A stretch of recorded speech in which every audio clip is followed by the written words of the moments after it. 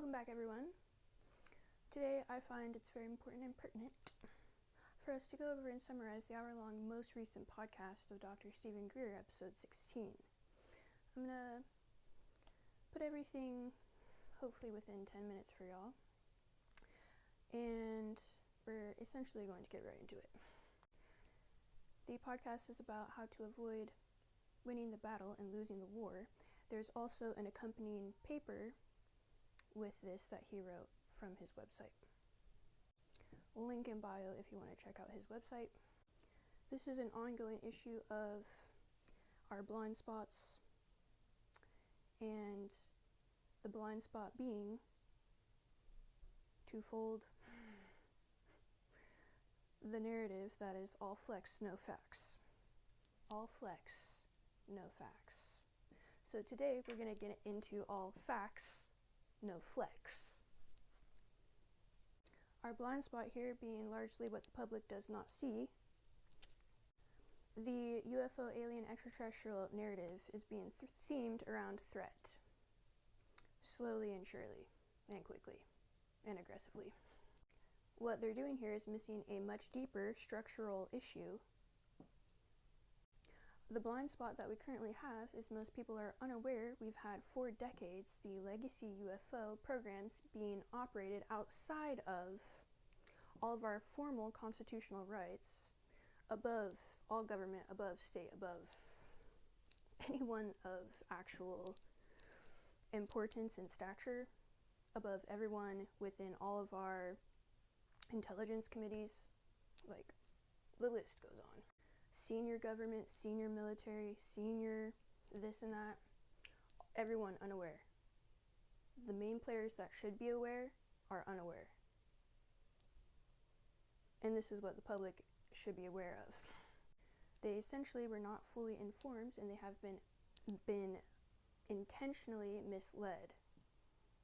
So we have this dominant narrative of the unknown alien threat, which is malarkey.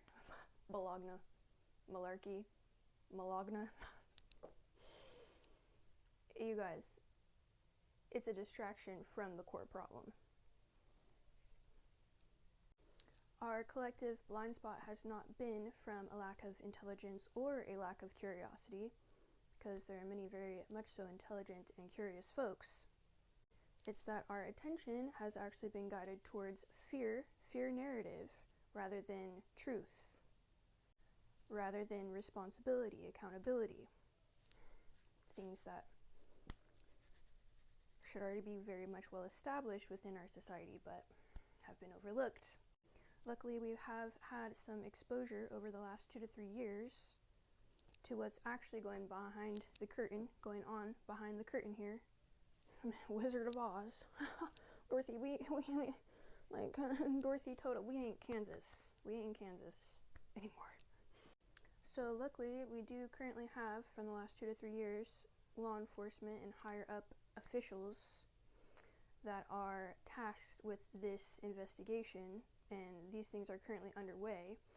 So they already know, they are starting to pull back the curtain and see this is a transnational crime organization, okay, running UFO legacy programs. They call it underneath legacy is the guise, the disguise, legacy. Yeah, we ain't about to have a legacy as a people. We're all about to go in the shooter underground and detonate all of planet Earth here if we don't get this mess cleaned up. So we're going to go through a little bit of the criminal structure. If you've watched any of my previous videos, you already know that 80% of anything UFO, which unidentified as we already know is malarkey because it's identified, 80% of UFO is actually human-made, and should actually, instead of being called UFO, should be called ARV. Alien Reproduction Vehicle. These extraterrestrial technologies are being reverse engineered and developed to be used with off-budget funding through major aerospace contractors, black budget, our budgets, we the people, trillions and trillions, trillions, trillions. Trillions is above billions. Okay. So they're utilizing these technologies to do things such as kidnappings, staging abductions with stagecraft, and staged like nanobodies, hybrids of third world country people and alien technology. Yeah, pretty dark. Wet work, covert killings, drug and weapon trafficking, like, the list goes on, guys. We'll dive deeper into some of these things at a later date. Now, this does constitute a RICO level criminal operation, and it is treason. There's been endless deception at the state level, including all of our presidents, not just current, previous presidents too, going back towards Kennedy, even before Kennedy as well, which we all know Kennedy was killed. I wonder why. Above members of Congress, above all of our committees, above all of our intelligence committees and community. So these officials are being gaslit or excluded where they're not read in. Well, guess what, guys? We already know that when it's criminal events and criminal activity is happening, it don't matter who's read in, who's not read in. They've been presenting the man-made crafts, the ARVs, as either alien or even foreign threats. Oh, it's China, oh, it's Russia, this and that.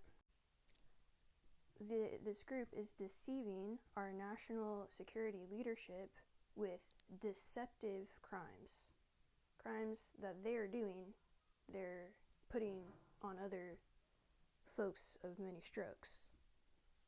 So the Tic Tac incident was a great example where they took a man-made object that was known to exist for decades and corroborated by military whistleblowers. We figured out, oh, this was fake, stagecraft. And again, y'all, this is not just secrecy, this is treason. A really fantastic, phenomenal analogy to think about treason is similar to the body. Autoimmune disease, where you're basically attacking yourself. That is what treason is. But here's the thing, guys, it's not just happening within the United States here, it's happening worldwide. There are many players, many deceptive players in this organization.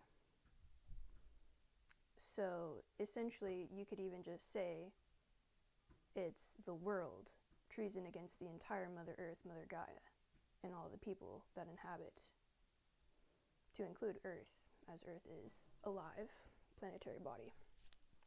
Now again, we have all flex, no facts within our media.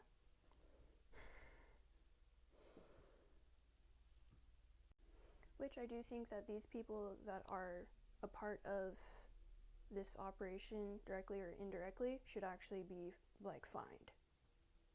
Because they're getting paid off generously